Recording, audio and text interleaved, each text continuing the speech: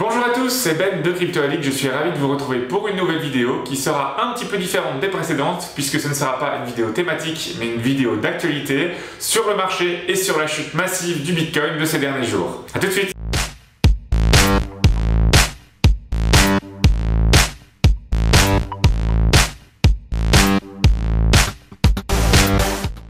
À moins que vous ayez vécu dans une caverne ces derniers jours, vous avez sans doute remarqué que le marché des cryptos a subi de lourdes pertes ces derniers jours.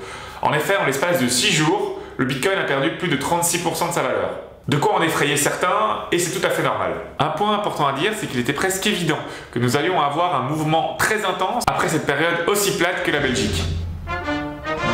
En effet, d'un point de vue technique, la cassure d'un triangle de consolidation baissière avec un volume si faible allait automatiquement engendrer une variation des prix intense. Voici un petit récapitulatif pour les plus ermites d'entre vous.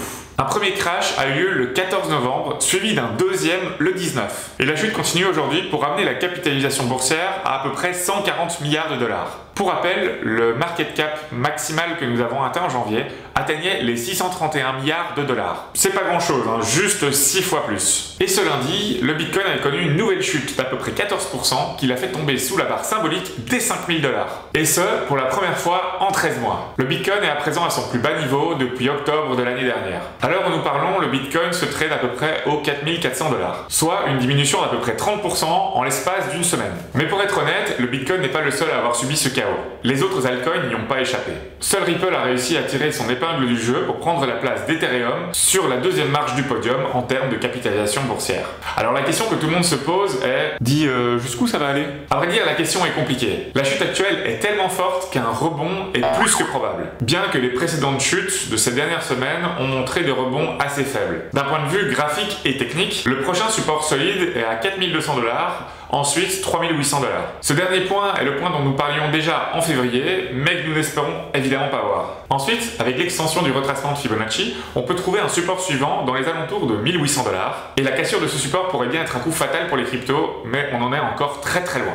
Vous vous demandez sans doute maintenant quelles sont les raisons du décrochage du marché. On va déjà partir dans l'optique qu'il y a une raison, ce qui n'est pas forcément sûr. En effet, on voit souvent que les traders ont toujours besoin de se raccrocher à des événements afin de pouvoir justifier des mouvements du marché. Spécialement quand ces mouvements vont à l'encontre de leurs décisions ou à l'encontre de leur espoir. Et souvent, les explications trouvées sont plus des prétextes à une chute qui était déjà annoncée.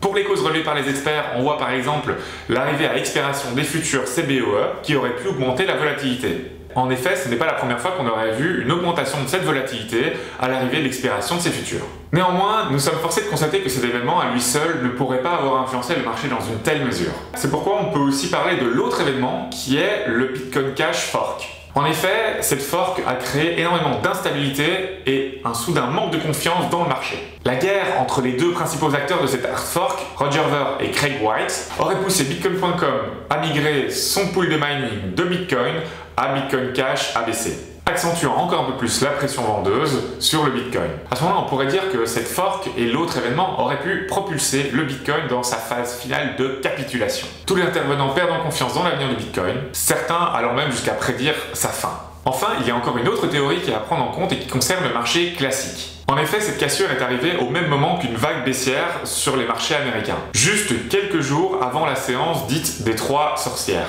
qui correspond au jour d'expiration des 3 principaux contrats sur le marché américain, à savoir les futurs, les options sur indices boursiers et les options sur actions. Cette suite d'événements colle parfaitement à la psychologie relative aux bulles financières. En effet, les nouvelles fondamentales étaient relativement bonnes ces derniers temps, mais le marché restait sans mouvement, presque à l'affût d'une raison de chuter, ou de capituler, ou alors d'avoir un prix plus intéressant pour rentrer sur le marché. Si vous entendez le mot manipulation, c'est peut-être pour ça. Non, je vais pas parler de manipulation des prix. Et maintenant alors, il va se passer quoi? Ce crash n'est évidemment pas une bonne nouvelle, loin de là. Mais il nous permet de nous situer sur une timeline de la crise. Nous sommes définitivement dans la dernière phase. Et évidemment, la question est de savoir jusqu'où cette phase peut nous conduire. Comme je vous le disais en début de vidéo, il est très fort probable que nous atteignions les 4200 dollars, voire les 3800 et enfin les 3200, avant de pouvoir retrouver un retour à la croissance. En dernier recours, comme je l'expliquais également, il y a le support de l'extension du retracement de Fibonacci à 1800 $. Mais ce point nous semble évidemment le point de dernier recours. La question que nous avons reçue aussi, c'est que faire quand le marché est aussi incertain? Pour être honnête, en ce qui me concerne, la plupart de mes positions ont déjà été converties par mesure de sécurité. Le risque voider que je suis préfère évidemment trader dans une tendance haussière journalière que l'inverse. Vous avez mis des stop loss et ils sont en partie activés? Pas de panique, essayez de racheter maintenant sur les supports que nous avons énoncés plus tôt. En agissant de la sorte, en cas de diminution du cours, vous diminuerez le prix d'achat moyen. Vous n'avez pas de stop loss et vous êtes encore en position?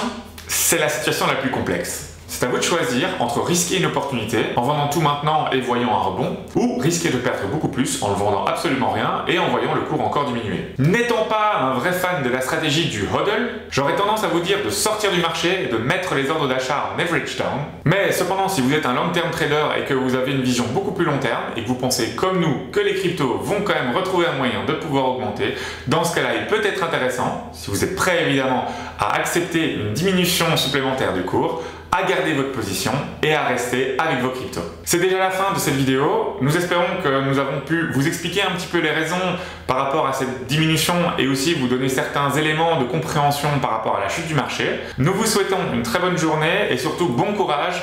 À très vite!